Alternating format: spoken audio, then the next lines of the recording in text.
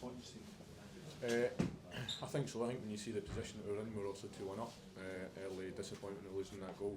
Today, I think the main frustration is the goals that we concede. I think they're poor goals, and unlike us really, I feel like we've built a really good reputation for ourselves being defensively solid.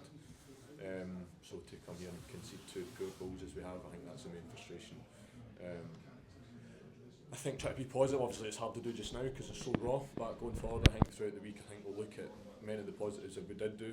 There was some good stuff in there as well, but you can't come to places like this and give away goals like we've done. I think that's you're shooting yourself in the foot and making it a mountain to climb. You're still in pole position. Is the away form becoming a concern going into the split? No, it's not a concern. I think we're still top of the league. I think as I said, there was some good moments in today. I think there's absolutely mistakes in there that we need to tidy up. But we've shown great form all season. A draw today is disappointing in the manner that we've conceded that second goal and first goal as well, but both goals.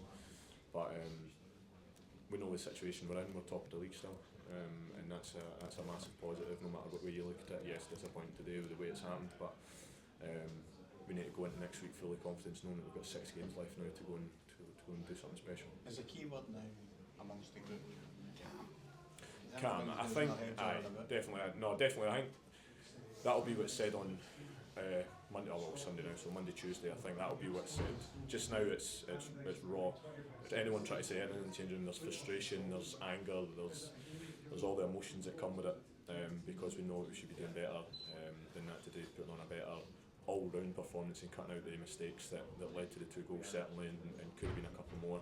But yeah, I think when tomorrow comes round and Tuesday certainly, I think that'll be the message, that we get back to playing our stuff and doing what we've done all season, which has consistently been defensively good and being right in the big moments, and that'll be our focus going into Motherwell next week. Because you can have poor performances and you can have mistakes, but is it disrespectful to this group for anybody to suggest that it's anything other than that? Title tension, all that kind of stuff.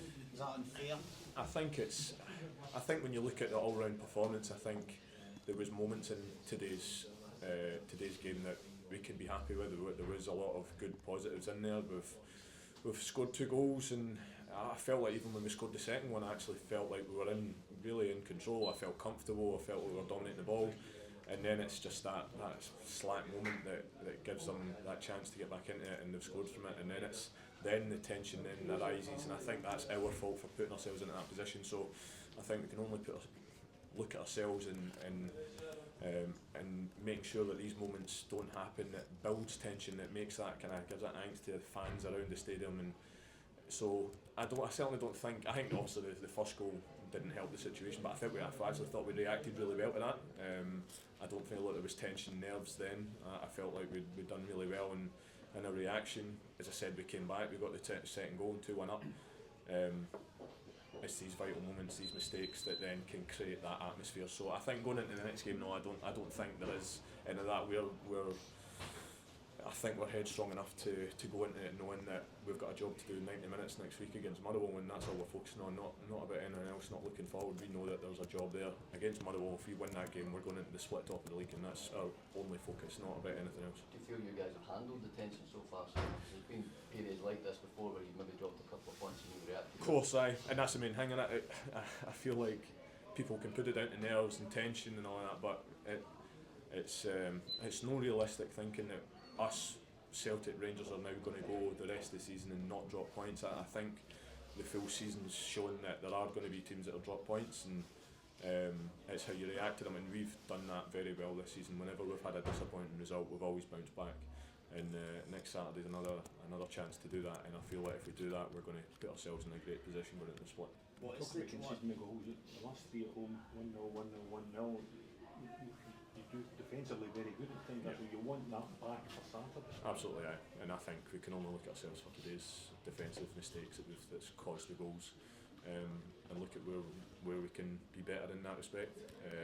But we've shown, I think that's exactly what I'm saying. I think all season we've shown that resilience defensively, that we're tough to beat. We're a team that's going to be hard to score against, especially at Tynecastle, and it's just about carrying that forward to next week now. What is the dressing room like after a result like that? it's frustrating, it's raw, it's hard, it's emotional for everyone, it's emotional for the gaffer coming in, emotional for the players involved, emotional for the players that don't play. It's very hard to analyse anything 10-15 minutes after the final whistle goes, so there's frustrating, there's anger as well, there should be. It's a massive game today, one we've not picked up full points, so we're frustrated with that.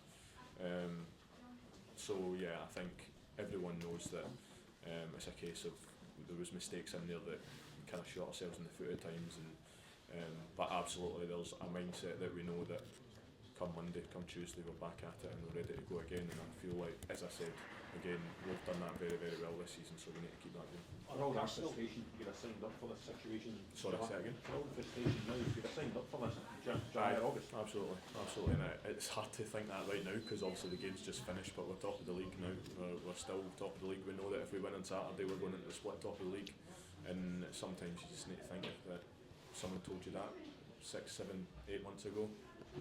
It's an incredible place to be, and as I said, we've now got to react to a few disappointing moments today and make sure that we're banging at it for Saturday. On a personal level, how has the last couple of months been, and how good was it getting back out there? Yeah, very frustrating, very tough being in a position where you're watching the boys playing week in, week out. I'm an absolute mess when I'm watching the boys instead of being involved, so I think obviously Cammy Shanks, Stu Finlay, all that will tell you exactly the same. It's very hard to watch the boys do it themselves and not feel like you're playing your part, so I don't actually know how long it was actually, I think it was like 10, 11 weeks, so just relief to get back in and try and do my bit and hopefully play a part in this final push. Right, so you kind of nearly got back, or was it a setback? There was a wee setback, which was very frustrating. I think that was probably the hardest part to deal with mentally, so but no, I feel good now.